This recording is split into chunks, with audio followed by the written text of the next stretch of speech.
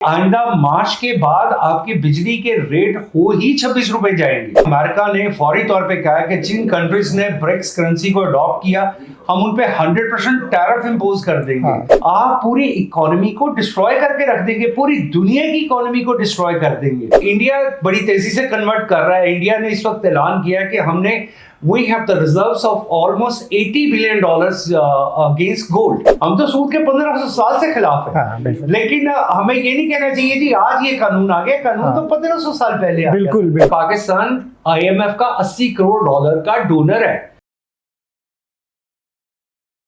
अस्सलाम वालेकुम, आप देख रहे हैं टीवी टुडे और मैं हूं आपका मेज़बान राहिल मौविया। नाजरीन, मौजूदा हुकूमत का दावा ये है कि मईशत इस वक्त परवान को चढ़ती नज़र आ रही है और स्टॉक एक्सचेंज मार्केट जो है वो 1 लाख पॉइंट से तजावुज़ कर चुकी है। जबकि हुकूमत का तो ये भी दावा है कि जो इन्फ्लेशन रेट है जिसको हम महंगाई बोलते हैं उसमें इतनी ज़्यादा कमी आ चुकी है कि गुज़श्ता चंद माह में 38% से वो कम होकर 5% से भी जो है ना वो नीचे आ गई है। इसके अलावा शरह सूद में जो कमी है वो भी हमें देखने को मिली। जबकि इसके साथ साथ मौजूदा हुकूमत का ये भी दावा है कि हमने CPEC के रुके कामों को दोबारा से जारी करवा लिया है और हम CPEC फेज़ 2 लाने जा रहे हैं।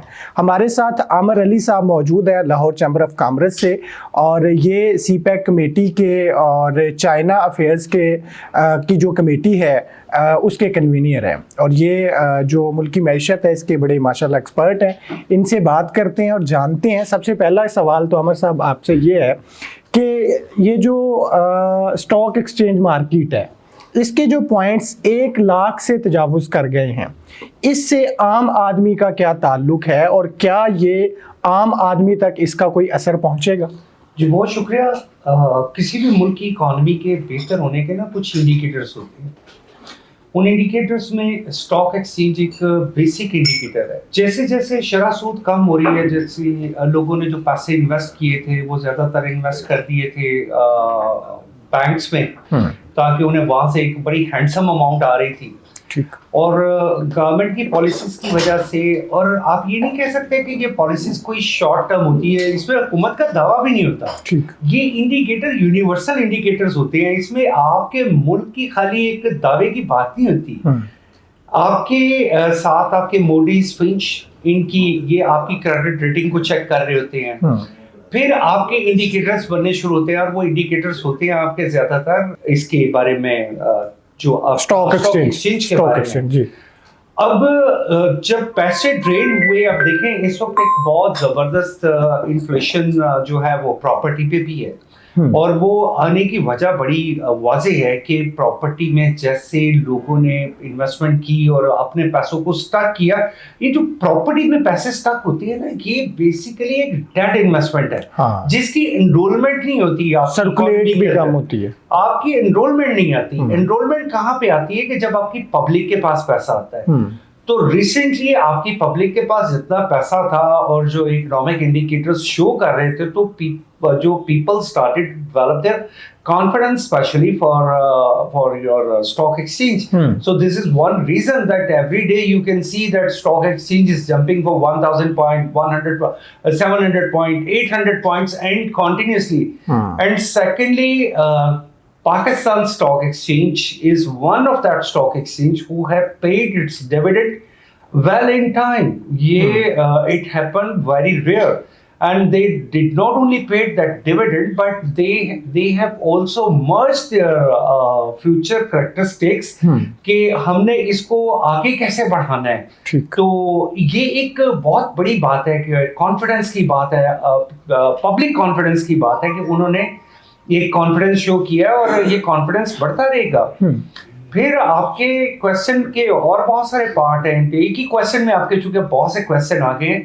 इकोनॉमिक इंडिकेटर्स देखिए चंद माह में नहीं तो, लेकिन चले आप ये लगा लें कि अप टू एन ईयर हमने 38% से इन्फ्लेशन को 5% पे तो नहीं लेके आया। अब ये दावे मैं महंगाई पे सर अभी आता हूँ, पहले ना इसी पे एक क्वेश्चन ले लीजिएगा कि ये जो स्टॉक एक्सचेंज मार्केट है इसके 1 लाख पॉइंट से ऊपर जाने की एक ये वजह भी है कि सऊदी अरब ने जो इन्वेस्टमेंट की है तकरीबन $2.5 अरब की, बल्कि इससे ज़ायद की, क्या वो जो सरमायाकारी है वो इसी के थ्रू होती है और इसकी वजह से तो ये ऊपर नहीं गई?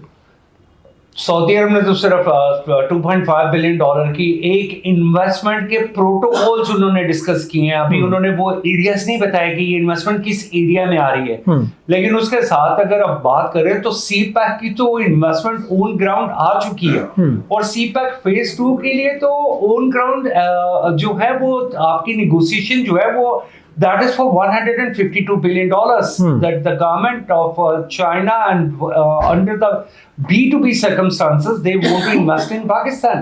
So we have to be in a larger canvas के वहां से तो आ रही है। सऊदी अरब ने तो अभी तक आपको ये जरूर कहा है कि वही वांट टू इन्वेस्ट, लेकिन इसके अदर इंडिकेटर्स में अगर आज की आप बात करें, आज के दिन में आपसे एक वादा किया है रशिया ने और अवैस लगारी साहब ने वो कॉन्ट्रैक्ट साइन कर दिया जिससे वो 12 माह के लिए ऑन सब्सिडाइज प्राइस पाकिस्तान को पेट्रोल देने जा रहे हैं। ठीक, अगर वो सब्सिडाइज प्राइस पे पाकिस्तान को पेट्रोल आएगा तो हमारी एक बहुत अच्छी खासी बिलियंस ऑफ डॉलर वो we would be able to save in billions of dollar in our next financial year. और उसके लिए फिर उन्होंने एक काम किया, उन्होंने कहा जी कि for the banking channel we may use this third party. अब ये थर्ड पार्टी क्या है? Third party is China. They might arrange this payments in terms of yuan के वो yuan में पेमेंट हो जाए या yuan के अलावा वो कुछ ऐसा इंडिकेशन भी हो सकता है जिसमें ये पेमेंट्स जो है वो हो सकता है हम ब्रिक्स में शामिल हो जाएं तो वो ब्रिक्स करेंसी में भी उसकी पेमेंट हो। ब्रिक्स की अभी तो करेंसी ही फॉर्मेशन नहीं हुई। ये इतना आसान काम नहीं है। देखिए अमेरिका ने फौरी तौर पे कहा है कि जिन कंट्रीज ने ब्रिक्स करेंसी को अडॉप्ट किया हम उन पे 100% टैरिफ इंपोज कर देंगे। जिसको अभी तक अगर किसी ने थोड़ा सा जो है जो रिवॉल्व किया है वो सिर्फ और सिर्फ रशिया है, क्योंकि यू कैन डू इट, क्योंकि रशिया की वो एक्सपोर्ट्स नहीं है अमेरिका के लिए कि जिसकी वजह से रशिया बहुत ज्यादा कंप्रोमाइज हो जाएगा। वो तो कौन से ममालिक हैं? सबसे ज्यादा तो चाइना है, चाइना के बाद इंडिया है, इंडिया के बाद अगर कोई आएगा तो ब्राजील आ जाएगा, साउथ अफ्रीका आ जाएगा। ठीक है, तो वो कंट्रीज कंप्रोमाइज होने जा रहे हैं, हम लोग उस पे कंप्रोमाइज नहीं होंगे। और ये मैं आपको एक बात बता दूं, ऑल्दो आई नो दैट कि the scheduled meeting of SCO in Pakistan, it was also related to this that we have to go to the local currency and we have to go to the de-dollarization. But you can't make a de-dollarization in this way. How much reserves are still stand by with the Chinese state bank, with the Chinese central bank? आपके वहां पे thousands of billion dollars वहां पे जो पड़े हैं उनका future क्या होगा? आप कभी भी ये नहीं कह सकते कि आप डॉलर को डीवैल्यू कर देंगे। जापान के पास कितने रिजर्व्स पड़े हैं, सऊदी अरब के पास कितनी है, इंडिया के पास कितनी है। तो if you will go to the dedollarisation in this way, आप पूरी इकोनॉमी को डिस्ट्रॉय करके रख देंगे, पूरी दुनिया की इकोनॉमी को डिस्ट्रॉय कर देंगे।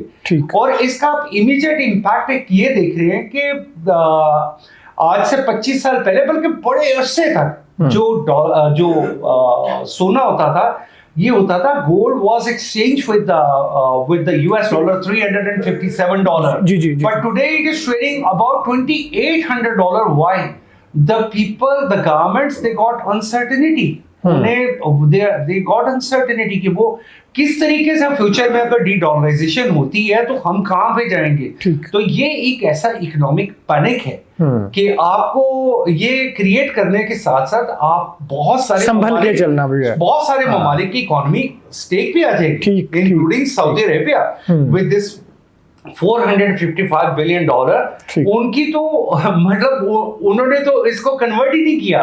तो अगर आप देखें इंडिया बड़ी तेजी से कन्वर्ट कर रहा है। इंडिया ने इस वक्त ऐलान किया कि हमने we have the reserves of almost $80 billion against gold, यानी कि हमारे पास गोल्ड में $80 बिलियन के रिजर्व पड़े हैं। लेकिन उनके टोटल रिजर्व कितनी है? वो $80 बिलियन शायद उसका तकरीबन 6% है, क्योंकि $600 बिलियन से ज्यादा उनके। तो वो जो इतनी लोग, ये वो काम है जो पूरी दुनिया के साथ हो रहा है। तो आई होप कि ये सारी दुनिया को बड़ा संभल के चलने की जरूरत है कि we can not ask dollar to be collapse over a night और इवन इन ईयर्स।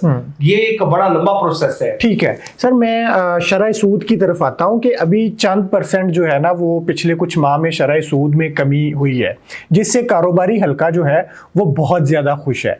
और अगर ये चंद परसेंट शरह सूद में कमी की वजह से कारोबारी हल्का इतना खुश हो सकता है, तो फिर जो वफाकी शरई अदालत का एक फैसला है कि मुल्क से सूद को बिल्कुल ही ख़त्म कर दिया जाए, तो वो तो हमारे कारोबार के लिए फिर बहुत ज़्यादा मुफीद नहीं होगा। ये एक लॉन्ग डिबेट है, मैं उस लॉन्ग डिबेट की तरफ नहीं चाहता, लेकिन there are the opportunities with the Islamic banking system. Many banks have adopted this system. हम उसको अडॉप्ट करने के बाद भी उसको उस तरीके से इम्प्लीमेंट नहीं कर रहे जैसे होना चाहिए। उस तरीके से इम्प्लीमेंट ना करने की वजह यह है कि अगर आप उसको पब्लिक एंड प्राइवेट पार्टनरशिप की सूरत में ले आए और वो पैसे इंजेक्ट करना शुरू कर दें इकोनॉमी के डिफरेंट प्रोजेक्ट्स में, और वहां से आप रिटर्न को उस रेशियो के साथ के प्रॉफिट अपना एक सर्टेन मार्जिन 1.5% 2% वो ऐसे डिसाइड कर सकता है, then he can negotiate with the investors. तो ये एक बहुत अच्छा सिस्टम हो सकता है, लेकिन हमारे यहाँ पे वो ये तो कह दिया कि जी हम सूद के आज से खिलाफ नहीं है, हम तो सूद के 1500 साल से खिलाफ है। लेकिन हमें ये नहीं कहना चाहिए जी आज ये कानून आ गया, कानून तो 1500 साल पहले आ गया। बिल्कुल। But did we implemented it? और इम्प्लीमेंट करने का अब इसमें मैं आपको एग्जांपल देता हूँ कि चाइना ने इसी सिस्टम को अडॉप्ट करके पब्लिक एंड प्राइवेट पार्टनरशिप में, जिसे PPP मॉडल कहा जाता है, बहुत सारी इन्वेस्टमेंट की। और उस चाइना में इंटरेस्ट नहीं है, they have the interest but they've converted it into the profit and loss system. Okay. That is what is an Islamic system. तो ये बिल्कुल इस्लामिक सिस्टम है क्या? बिल्कुल ये आप प्रॉफिट एंड लॉस दोनों को ओन करें, दोनों को। और वहां पे मॉनिटर्स बिठा दिए जाते हैं, बैंकिंग मॉनिटर्स बिठा दिए जाते हैं। बड़ी इंडस्ट्रीज को जब फाइनेंस किया जाता है तो वो जो बैंकिंग मॉनिटर्स है वो आपको रेगुलेट कर रहे होते हैं कि you have to go by this way और नॉट। सो वो एक सिस्टम है जिसमें प्रॉफिट भी आ रहा होता है, लॉस भी आ रहा होता है, लेकिन मोस्ट ऑफ द टाइम तो वो प्रॉफिट आ रहा है। 26वीं आईनी तरमीम में हुकूमत ने जो है ना ये वादा कर लिया है लोगों से कि हम 2028 तक मुल्क को सूद से पाक कर देंगे। आपको कोई पॉलिसी नजर आ रही है कि वाकई हम इसकी तरफ जा रहे हैं? देखिए, आप उसका नाम चेंज कर रहे हैं, आप उस पॉलिसी के अगेंस्ट नहीं जा रहे, आप उसका नाम चेंज करके उसको इस्लामिक बैंकिंग, आप हर बैंक उसको Islamic banking, but when your interest rate is defined, so what is the use of this Islamic banking? और वो बात मुझे को खास समझ नहीं आती, जबकि मैंने इसका जो मॉडल आपके सामने रखा है जी वो एक डिफरेंट मॉडल है। बिल्कुल डिफरेंट मॉडल के हवाले से आप बात करें तो the things can be changed। जी, और जो इस्लामी मईशत के माहिरीन हैं वो भी बिल्कुल यही मॉडल पेश करते हैं, जैसे मुफ्ती तकी उस्मानी साहब वगैरह है, वो भी यही कहते हैं कि वो देखिए, मैं एक चीज मानता हूँ, वो बहुत बड़े आलिम है, बहुत बड़ा आलिम और बहुत बड़ा फाइनेंशियल प्लानर। ये दो डिफरेंट एरियाज है, हमें इन्हें मिलाना नहीं चाहिए। ठीक है, वो बहुत बड़े आलिम है, उनके इल्म का एक समंदर है, लोग उनसे जो है वो फतवा लेने आते हैं। लेकिन इसके जो मॉडल्स हैं वो मॉडल्स हैं PPP। आप उसको इम्प्लीमेंट करें प्रॉपरली। जो अभी आपने तजवीज़ दी है, सेम यही मौक़िफ़ मुफ्ती तकी उस्मानी का है कि सूद को ना बदल दिया जाए जो है ना वो पार्टनरशिप में। अगर कोई बैंक किसी प्रोजेक्ट में या किसी कंपनी को फाइनेंस करता है तो वो बजाय उनसे सूद वसूल करने के, उनसे अगर वो प्रॉफिट में जाते हैं तो प्रॉफिट पार्टनर हो, या अगर वो नुकसान में जाते हैं नुकसान पार्टनर। बात ये है कि आप किसी भी इदारे में, जैसे आप जर्नलिज्म में, तो जब तक आप अपनी एक्सपर्टीज के साथ नहीं आते आप कभी भी आगे नहीं बढ़ते। हमारे सिस्टम में जो प्रॉब्लम है वो एक्सपर्टीज के साथ आगे आने की है। क्या हम एक्सपर्टीज के साथ आगे आ रहे हैं? क्या हम उन लोगों को पुश अप कर रहे हैं, पुश फॉरवर्ड कर रहे हैं? अगर हम कर रहे हैं तो we are on a right track. अगर हम ऐसा नहीं कर रहे हैं तो देन मुझे ये कहने में शर्म नहीं आनी चाहिए कि हम 2028 या 2038 में भी ये नहीं कर पाएंगे। बिल्कुल। अच्छा सर, इन्फ्लेशन रेट पे आते हैं कि हुकूमत जो दावा कर रही है कि 38% से कम करके हम इसको 4.9 पे ले आए हैं, लेकिन ये 4.9 पे तो नहीं आए। ये देखें ना, ये अब थोड़ी सी मुबालगा रही है। अगर आप इंडिकेटर्स देखें तो वो अभी भी 9% पे, इट इज नॉट 4.5%।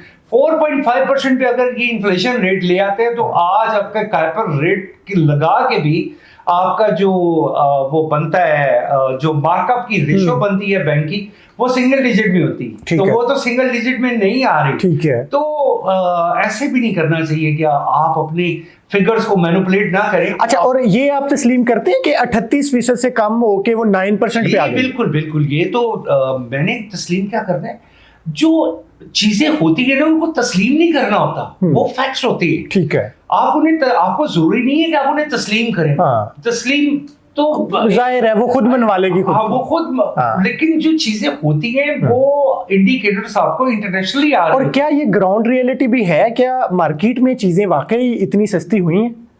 हाँ बिल्कुल बिल्कुल। आप देखिए, कुछ एग्जांपल्स दे सकते हैं? बेशुमार एग्जांपल्स दे सकता हूँ। आपका डॉलर बड़ी देर से स्टेबल है, स्टेबल होने के साथ साथ बल्कि वो रोजाना 4 पैसे 5 पैसे, जो कि मेरा जहां तक ख्याल है कि ये अगले कोई 3-4 माह तक ये नीचे आएगा।